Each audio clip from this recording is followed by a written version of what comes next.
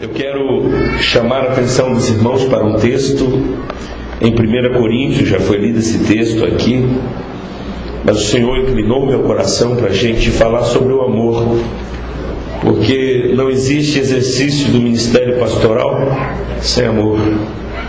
Pastor é aquele que é chamado para amar e é chamado para o amor. Então eu quero tratar dessa dimensão para que nós todos sejamos edificados pelo Senhor nessa manhã. Amém? Abra sua Bíblia em 1 Coríntios. Porém, antes eu quero orar com você mais uma vez. Recline a sua cabeça. Senhor, nós estamos aqui em Tua presença. Há temor e tremor nos nossos corações. Nós expressamos a nossa profunda dependência do Senhor nesse momento, para que o Senhor nos instrua, para que o Senhor nos oriente em tudo, e que Teu Espírito tenha primazia nos nossos corações e em nossas vidas nesta manhã. Guinda-nos a uma dimensão profunda, fala conosco de modo contundente, de modo a confrontar-nos, mas fala conosco também por Tua graça e misericórdia. É o que te peço encarecidamente, em nome de Jesus. Amém. Apenas um versículo e a gente comenta todo o capítulo, se o Senhor permitir. Verso 11 do capítulo 13. Quem encontrou pode ler comigo. Quando eu era menino, falava como menino, pensava como menino, raciocinava como menino. Mas logo que cheguei a ser homem, acabei com as coisas de menino. Amém? Nessa manhã eu queria olhar para esse texto a partir da perspectiva ministerial, para que nós possamos ter uma ideia básica do que vem a ser o chamado pastoral, a vida no ministério. Há muitas pessoas que desconhecem essa realidade.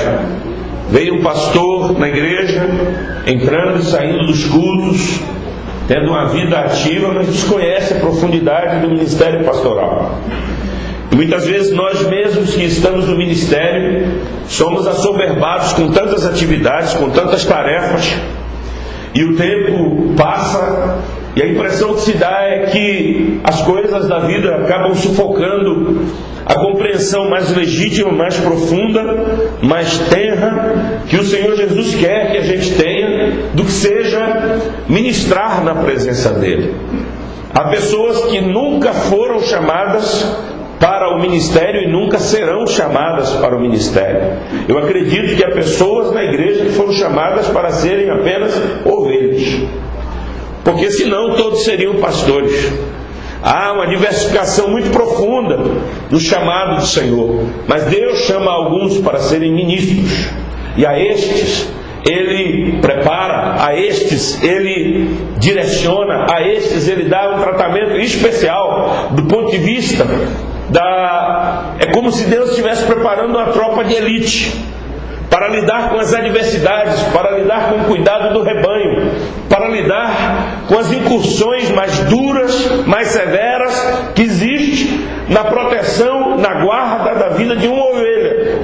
Porque eu entendo que o ministério pastoral acaba sendo uma atividade muito profunda e de uma responsabilidade muito grande, porque se o que a Bíblia diz acerca de uma alma, tendo-a como mais importante que ganhar o mundo inteiro, então a cada alma que eu ganho, eu estou lidando com uma preciosidade muito elevada, e como ministro do Evangelho eu tenho que entender o valor e a importância do meu papel no mundo no qual estou vivendo.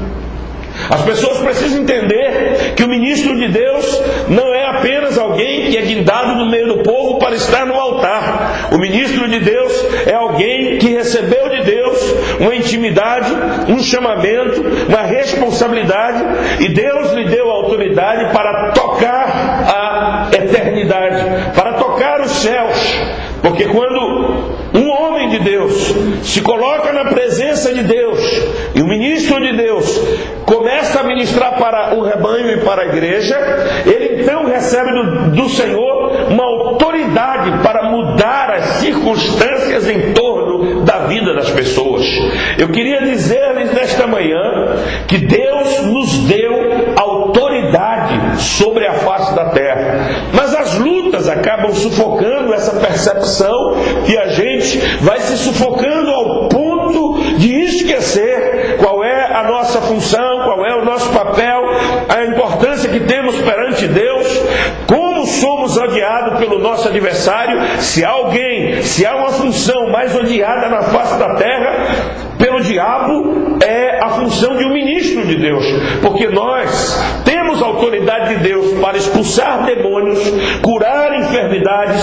Nós recebemos da parte de Deus a responsabilidade de zelar pela tua alma, porque um pastor não é só aquele que abre e dirige um culto. O pastor é aquele que cuida da tua alma, a quem tu deves satisfação, a quem tu deves responsabilidade e compartilhar os seus sonhos, os seus projetos de vida, porque através da ministração dele, Deus vai liberando graça sobre a sua vida. Enquanto você não entender isso, você vai ficar patinando dentro da igreja. Tem pessoas que marcam passo. Eu quero usar essa terminologia. Marcar passo é quando você parece estar andando e não sai do lugar. E tem pessoas que, por não compreenderem o papel do ministro no altar, pessoas vivem marcando passo dentro da igreja, não se desenvolvem, não crescem, não têm uma vida abençoada, não sabem a importância da bênção que o ministro pode liberar sobre a sua vida e vivem raquíticas dentro da igreja. Hoje eu vim aqui tentar mudar essa compreensão da mente de alguns e fazer você entender que o homem que Deus colocou aqui, que a família sacerdotal que Deus colocou aqui, tem autoridade de Deus para abençoar a sua vida no profundo, meu irmão. Você pode dar glórias a Deus, você pode aplaudir ao Senhor nessa manhã por isso.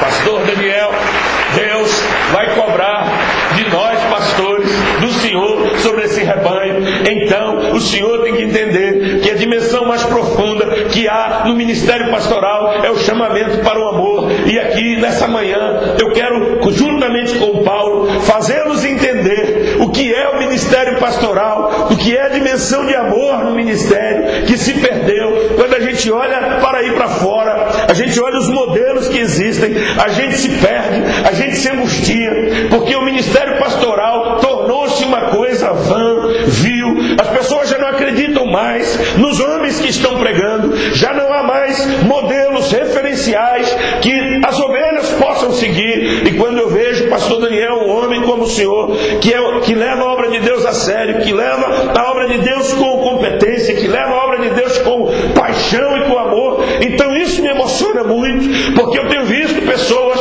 vendendo o Evangelho, barateando o Evangelho, mas graças a Deus nesta igreja isso não acontece, e eu louvo a Deus por isso. Você pode novamente aplaudir ao Senhor. Graças a Deus. Um dia desse eu estava no hospital, o rapaz chegou chorando, me reconheceu, disse: pastor, o senhor pode orar pelo meu pai? Eu falei: posso. Ele disse: pastor, o senhor pode mesmo? Eu falei: posso. Mas pastor, o senhor não vai me cobrar nada? Eu falei: não, que história é essa? É porque o último pastor que passou por aqui me cobrou R$500 para orar pelo meu pai. Graças a Deus ainda oramos de graça, não é, pastor? Graças a Deus oramos de graça, porque de graça recebemos, de graças damos. Amém?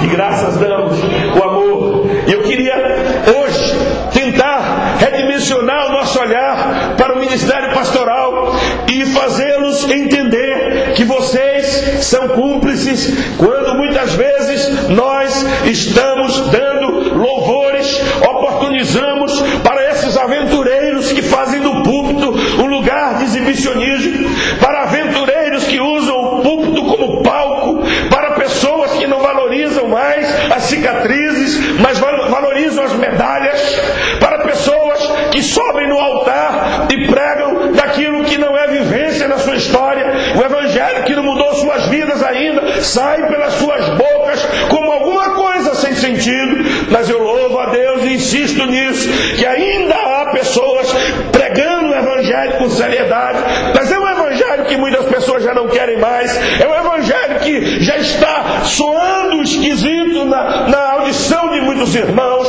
Eu vim aqui dizer a você nessa manhã que conquanto o evangelho pareça duro, conquanto o evangelho pareça estranho, do ponto de vista da sua seriedade, a melhor coisa que você pode receber na sua vida é o evangelho puro e simples, sem firula, sem pataquada, uma pregação que visa a edificação da tua família, da tua casa, da tua vida.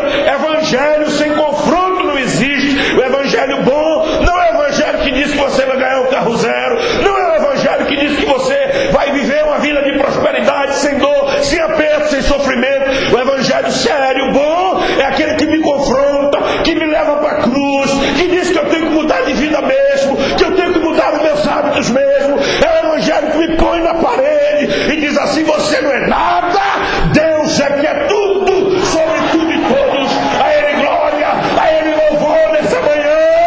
Se você pode, abra a sua boca e glorifique ao Senhor. Mas é esse o evangelho que não enche a igreja. Agora eu quero chamá-los para dentro do texto. Paulo, escrevendo para uma igreja impressionante como a igreja de Corinto, a igreja que tem problemas sérios, desde problema moral a problemas de divisões dentro do corpo. É uma igreja quadripartida. Uns diziam: eu sou de Paulo, porque eram apaixonados pelo pastor Paulo. Outros diziam: eu sou de Pedro. Outros diziam: eu sou de Apolo, o homem da erudição, o homem que pregava e chamava a atenção das pessoas, aprisionava as pessoas enquanto falava pela eloquência. E havia um grupo muito pequeno dentro dessa igreja de Corinto que se dizia pneumáticos, se diziam espirituais. Eles diziam: nós somos de Cristo, não somos de Paulo, não somos de Pedro, não somos de Cefas, não somos de Apolo, nós somos de Cristo. Era um grupo muito pequeno que insistia em tentar dizer aos demais grupos: a igreja não pode ser partida, a igreja é do Senhor Jesus Cristo. Nós pastores temos que ter essa compreensão. A igreja é de Cristo. Corinto era uma igreja problemática, operava nela os dons espirituais, todos os dons operavam ali. No entanto, tinham problemas ali que horripilavam qualquer pastor que tentasse ser pastor naquela igreja.